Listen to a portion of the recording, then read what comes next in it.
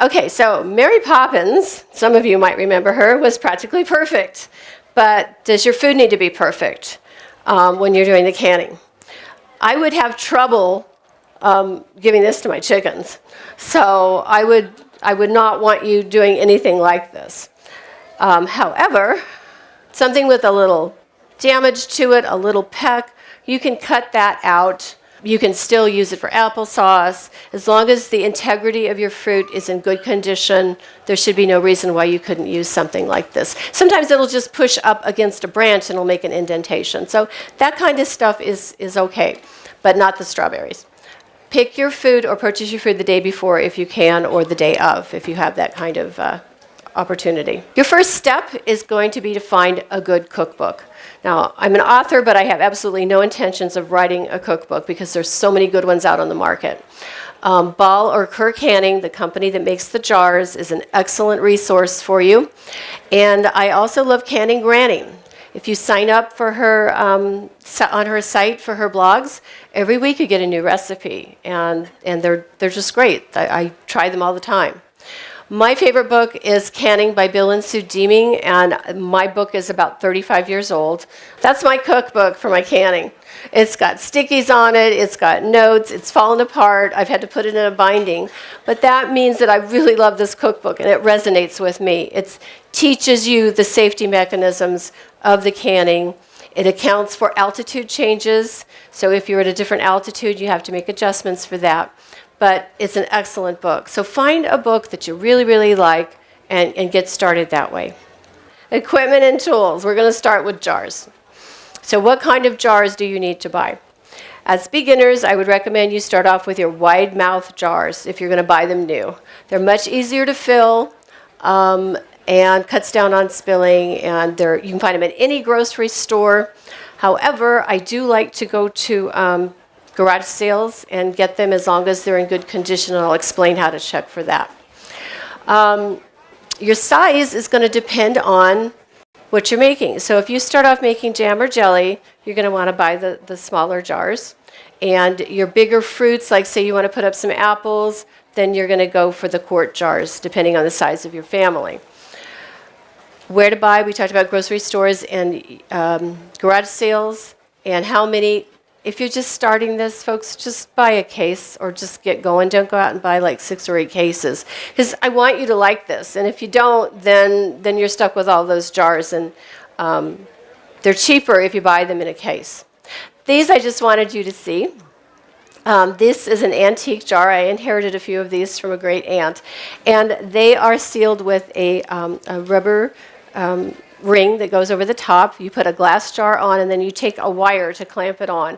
I do not recommend these for beginners. I think you might have some problems sealing, and they're very awkward to use. So just some fun things. If you're going to dehydrate foods or you have dry goods, you can find those at garage sales. Okay, a jar lifter. I had those out by my table. This is required equipment. You cannot stick your hands into boiling water to retrieve your jar.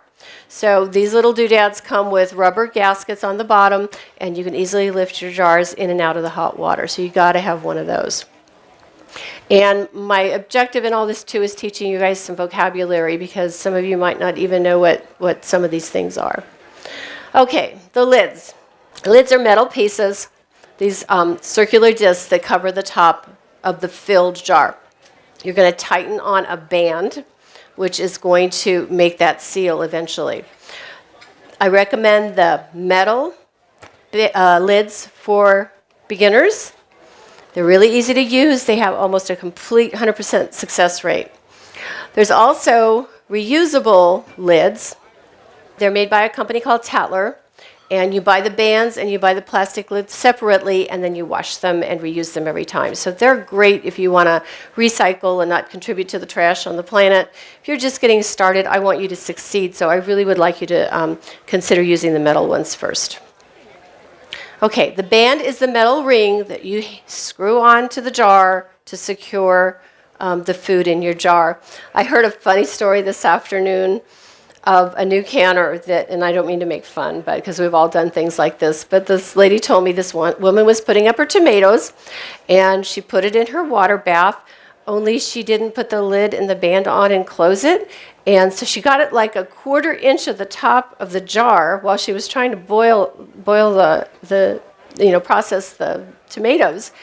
And then she said to her friend, well, it was really hard keeping the water out of the jars while I was doing this. So I guess for some reason she thought the lids and the bands went on afterwards.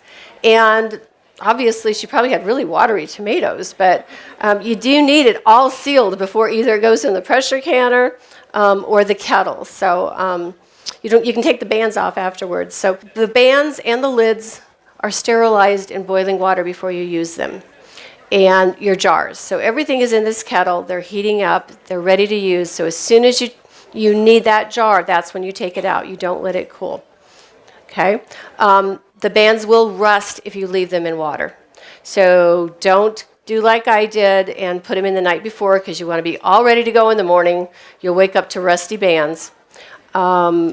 By the same token, when you get done with them and you remove them from your jars, wash them by hand and dry them. Don't even put them in the dishwasher because they're still going to rust. And you take those off before you store them. Now, what do you do with the rusted, bent, ugly bands or the metal lids? Recycle.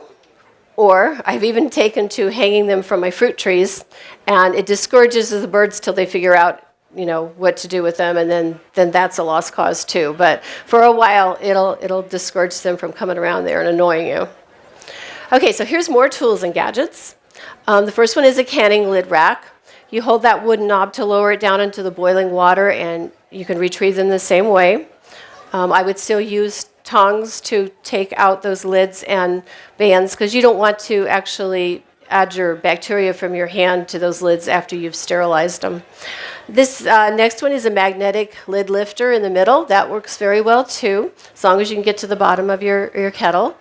And a canning funnel is essential, or you're going to have a huge mess. And all this stuff is available at the grocery stores. You don't have to look too far.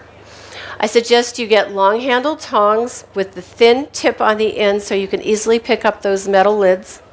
A long-handled metal spoon, and then a slotted spoon. And these are easily found at any restaurant supply store. You can get them very inexpensively. They're that long, and makes your job a whole lot easier. And then, of course, a timer, whether it's on your stove or you like the ones you twist like an egg timer. Okay, different preservation methods. So what we're going to venture into now is what process to use for canning your fruits and vegetables, because there's 2 different ways to do it. The canning method you choose is going to be dependent on your food. So your high acid foods like tomatoes and fruit and those kind of products, you don't have to put in a pressure cooker. You can just put it in a regular kettle, cover it with water, process it according to what the recipe tells you. You get into lower acid foods like beans and corn and potatoes. Those have to be processed in a canner with pressure. And again, what we're trying to do is get to boiling inside that jar to kill any bacteria. So what you're canning is going to depend on the method you're going to use. When you guys start out, first attempt, work on a jam, a jelly, tomatoes, anything like that will not require the pressure cooker. Okay, and this is the kettle that I'm giving away this afternoon. If you haven't entered my drawing, at 2:30 we're going to draw for the kettle. It's got a jar base at the bottom, and so that keeps your jars at the bottom of the pot so that you have less cracking and it doesn't disturb them as much. You've got the kettle itself, and you've got a lid, and that's all the parts that are in this. It's very easy to use, and that's why I think it would be a great way for you to start.